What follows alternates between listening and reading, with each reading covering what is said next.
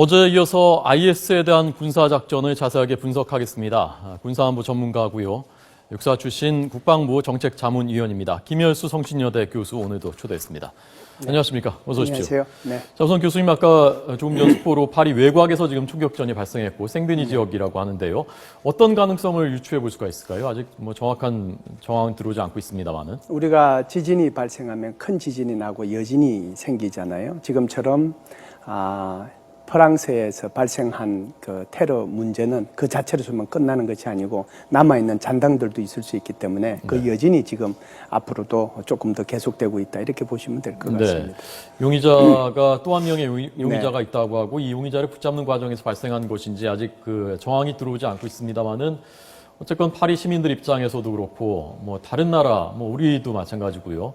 불안을 떨칠 수가 없는 상황, 이런 상황이 당분간 계속될 가능성이 높은 겁니다. 예, 지금 IS가 전 세계를 테러의 공포 속으로 몰아가고 있고 그것 때문에 지금 LA에서 프랑스로 가도록 되어 있는 비행기가 불시착하는 그런 상황까지 발생하고 있는데요. 예. 비단 이게 미국에서 프랑스로 가는 비행기뿐만이 아니고 전 세계의 무역과 그다음에 사람들의 교류와 이런 데 지대한 영향을 지금 이 순간에도 미치고 있다라고 봐야죠. 예. 실제로 IS가 곧바로 이어서 파리행 여객기 테러 위협이 있었다고 하는데 곧바로 어떤 추가 테러들을 자행할 가능성도 있다고 보십니까? 그래서 지금 IS를 하나의 집중되고 아주 조직화된 조직으로 본다라고 하면 이 프랑스 파리 테러를 계기로 해서 후속 테러까지 전부 다 계획을 했을 거고 그렇지 않으면 IS를 추종하는 다양한 테러 세력들이 이 지구상에 존재합니다. 비단 이것은 시리아와 이라크뿐만 아니고 유럽과 미국까지도 이런 자생적 테러, 소위 말하는 외로운 늑대들이라고 할 수 있는데요. 이들이 그 후속 테러를 할 수 있는 거죠. 이것은 위에 있는 집단하고 조직 지도부하고는 아무런 관계없이 할 수 있다라고 봅니다. 예. 자, 지금 IS에 대한 군사작전이 계속되고 있는데 저희가 그 전황을 지도로 만들었습니다. 우선 공습이 락카, 실질적인 수도라고 하는 락카뿐만이 아니라 유전 시설 쪽에도 집중되고 있다면서요? 어떤 의미가 있는 것입니까? 예, 우리가 보셨다시피 락카 지역에는 프랑스 공군이 주로 락카 지역을 공습을 했고요. 그 다음에 지금 러시아도 개입을 했잖아요. 러시아도 개입을 했는데 러시아도 이 부분입니다. 이 부분 지역을 공습을 했고요. 미국 같은 경우가 이제 어제 알-오마르라고 하는 유전지대거든요. 저기를 이제 공습을 했는데 저렇게 공습한 이유는 IS가 전 세계에서 전 역사를 통틀어서 이렇게 부자인 테러 단체가 없어요. IS라고 하는 것은 일정한 영토도 가지고 있고 이라크와 시리아에서 자기네들 수도로 선포하기도 하고 어마어마한 자금력을 갖고 있는데 그 자금력이 바로 무기를 구매하는 데만 쓰는 것이 아니고요. 새로운 신규 테러 요원들을 모집하는데 이 돈을 쓰고 있거든요. 그 돈이 다 어디서 나오느냐. 그중에 한 60% 이상이 전부 다 이 유전지대에서 나오거든요. 그렇기 때문에 그 돈을 기본적으로 없애기 위해서 알-오마르 지역을 미군이 이번에 공습했다라고 봅니다. 새로운 대원들 모집하면서 가입하면 집도 주고 결혼도 시켜주고 봉급도 많이 준다라고 하니까 그게 다 돈이 필요한 것들인 거겠죠. 시리아와 이라크에서 그 실업률이라고 하는 것은 우리가 상상을 초월할 정도로 실업률이 높습니다. 중동 국가 대부분이 그래 하긴 하지만요. 특히 이제 시리아하고 이라크하고 옆에 있는 국가들 따지면은 레바논도 마찬가지고 이런 나라들이 전부 다 이제 실업률이 높은데요. 그 젊은 청년들이 실업된 상태에서 아무것도 하는 일이 없거든요. 하루 종일. 그러니까 테러 단체에 들어가면 특히 IS 같은 데는 부자 테러 단체잖아요. 여기 들어가면 돈을 준단 말이죠. 그 돈이 자기가 생각했던 돈 이상을 주는 거예요. 그렇기 때문에 이라크하고 시리아에 있는 IS 테러의 추종 세력들만 들어가는 것뿐만 아니고 전 세계에 IS를 추종하는 외국인들, 그래서 전체적으로 보면 IS 병력을 보는 관점에 따라서 숫자를 다르게 봅니다. 그 규모를.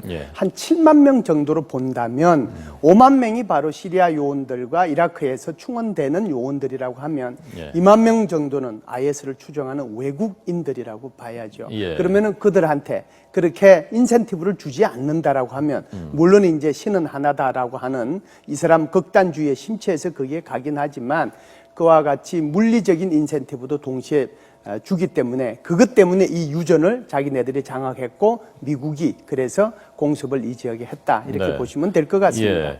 근데 이 유전 말고도 수입원이 다른 곳에도 여러 곳이 있다고 하는데 여기만 해서 효과가 있을까 싶기도 하고요. 또 다른 어떤 수입원들이 있습니까? 그래서 뭐 한 60%, 70%가 이제 유전을 통해 가지고 이 유전이라고 하는 지금 밀매하는 거잖아요. 예, 예. 다른 다른 나라의 이제 인접 국가 이제 예를 들면 뭐 제일 가까이 있는 데가 터키니까 터키 같은데 이제 밀매해서 하는 거니까 그걸 통해서 이제 제일 많이 확보하지만 또 한쪽으로 보면 고대 유물을 약탈을 하거든요. 유물 약탈하는데 이런 조그만 이런 거 하나 팔아도 이게 그냥 돈이 10원, 20원이 아니고 억대 몇십억 단위로 넘어가니까요. 그리고 이제 인질에 대한 몸값도 이게 이제 서구인을 인질로 삼았느냐, 그렇지 않으면 동양인을 인질로 삼았느냐, 그렇지 않으면은 같은 이슬람을 믿는 사람들을 삼았느냐에 따라서 인질 몸값이 달라집니다. 그래서 서구의 유명한 정도 수준에도 다르긴 하지만 서구인들을 만일 이제 인질로 잡으면 그 몸값이 굉장히 올라가는 거고요.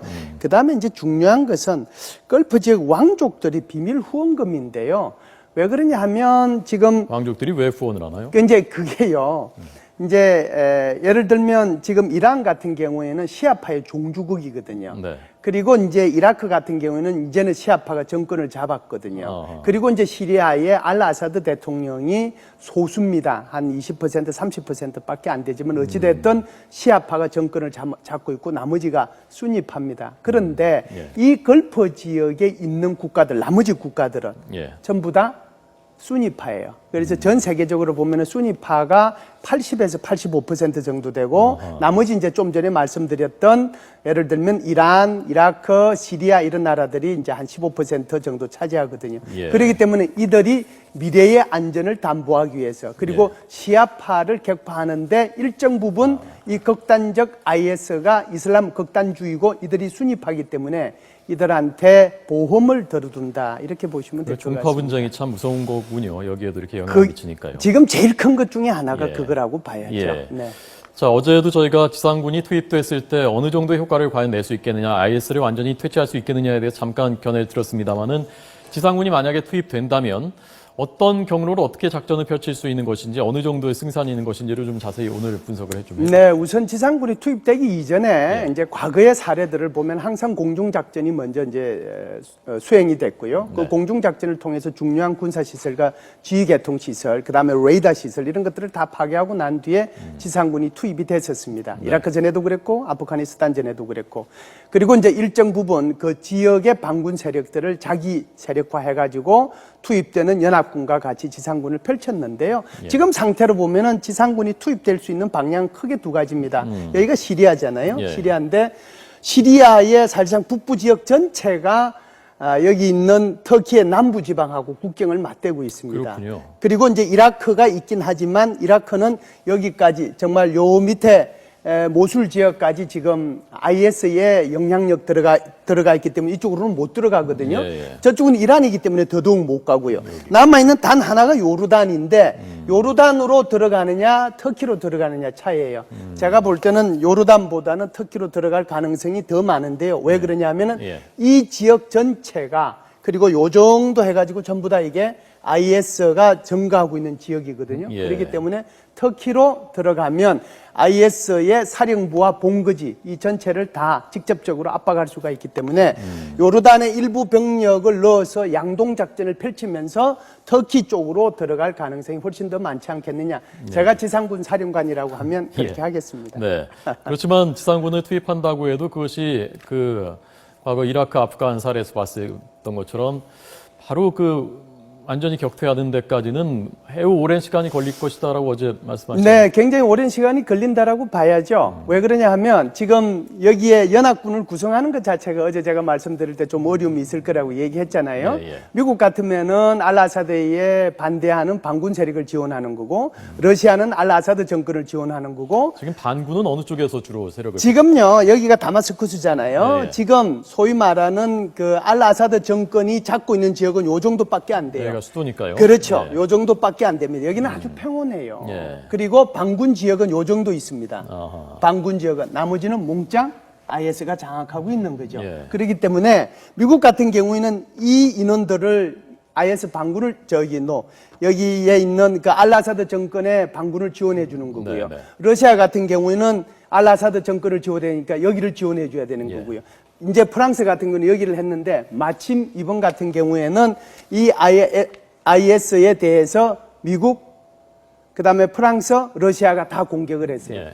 이게 러시아하고 문제가 생긴 게 뭐냐면 예. 10월 30날 러시아 여객기가 이집트에서 러시아로 가는 것이 폭발했잖아요. 예. 결국 그게 IS가 했다고 했는데 그러면 러시아가 공습을 했을 때 어디로 했느냐가 중요한 거죠.